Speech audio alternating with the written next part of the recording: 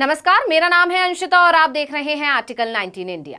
राहुल गांधी के तेवर ने एक बार फिर बीजेपी खेमे में खलबली मचा दी है और सवाल उठ रहे हैं कि क्या प्रधानमंत्री नरेंद्र मोदी खुद राहुल गांधी के खिलाफ अवमानना का मुकदमा करेंगे, क्योंकि अवमानना केस में 2 साल की सजा के फैसले को चुनौती देते हुए राहुल गांधी ने लिखित में कह दिया है कि मेरे खिलाफ केस दायर करने का हक सिर्फ पीएम नरेंद्र मोदी को है, उनके अलावा किसी और को यह हक नहीं है। कोई भी उठकर मेरे खिलाफ केस नहीं कर सकता। अब राहुल गांधी की तैयारी बता रही है कि बीजेपी खेमे की खुशी छिन सकती है। 3 अप्रैल को सूरत हाई कोर्ट पहुंचे राहुल गांधी ने अपनी याचिका में 7 अहम बिंदु कोर्ट के सामने रखे। 24 मार्च को जब से कांग्रेस नेता राहुल गांधी की सदस्यता गई है, तब से देश का राजनीतिक पारा चरम पर है। राहुल को बंगला खाली करने का भी नोटिस मिल चुका है, जिसके मुताबिक उन्हें 22 अप्रैल तक बंगला खाली करना है।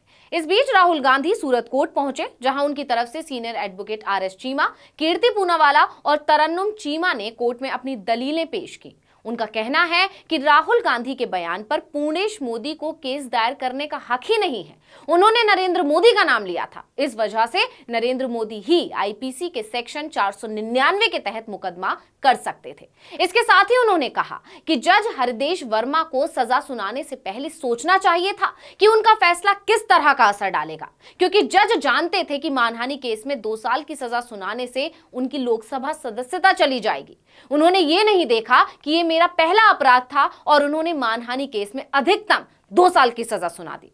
याचिका में यह भी कहा गया कि विपक्ष के नेता होने के नाते उन्हें सरकार की आलोचना करने का पूरा हक है। याचिका में यह भी कहा गया कि विपक्ष के नेता होने के नाते उन्हें सरकार की आलोचना करने का पूरा हक है। याचिका में खास तौर पर यह भी कहा गया कि यह तो संभव नहीं कि विपक्ष का नेता सरकार की निंदा के दौरान हमेशा अच्छे लगने वाले शब्दों का ही इस्तेमाल करे।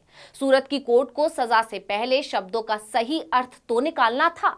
इसके साथ ही याचिका में कहा गया कि उन्होंने 6 लोगों का नाम लिया था। उन्होंने नीरव मोदी, मेहुल चौकसी, विजय माल्या, ललित मोदी और अनिल अंबानी पर भी आरोप लगाया था कि सरकार ने इन सभी लोगों को बेजा तरीके से फायदा पहुंचाया। इनमें से कई के नाम के साथ तो मोदी लगा ही नहीं है। राहुल गांधी ने दलील दी कि पूर्णेश मोदी ने उनके खिलाफ केवल इस बात को लेकर केस दायर किया कि वो मेरे बयान से आहत थे। मेरे बयान को सारे मोदी समाज के खिलाफ नहीं माना जा सकता।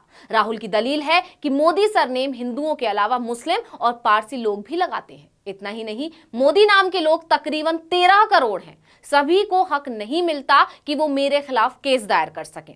उनके खिलाफ दायर याचिका राजनीति से प्रेरित थी और ट्रायल कोर्ट ने जिस अंदाज में उन्हें दोषी मानकर फैसला सुनाया, वो हैरान करने वाला है।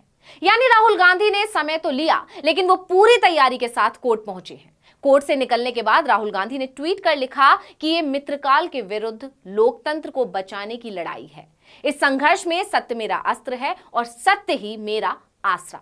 राहुल के इस ट्वीट ने एक बार फिर संकेत दिया कि वो डरने वाले नहीं हैं और मोदी सरकार के खिलाफ इस लड़ाई से अपने कदम पीछे नहीं लेंगे, चाहे कुछ भी क्यों ना हो जाए। वही मामले में अतिरिक्त सत्र न्यायाधीश आरपी मोगेरा की अदालत ने शिकायतकर्ता भारतीय जनता पार्टी के विधायक पूर्णेश मोदी को नोटिस जारी कर 10 अप्रैल तक अपना जवाब दाखिल करने को कहा है। साथ ही दोष सिद्धि के निलंबन के लिए राहुल गांधी की याचिका पर सुनवाई करने के लिए 13 अप्रैल की तारीख दी। अब सभी की निगाहें 13 अप्रैल पर टिकी हुई हैं। देखना होगा कि कोर्ट क्या फैसला देता है।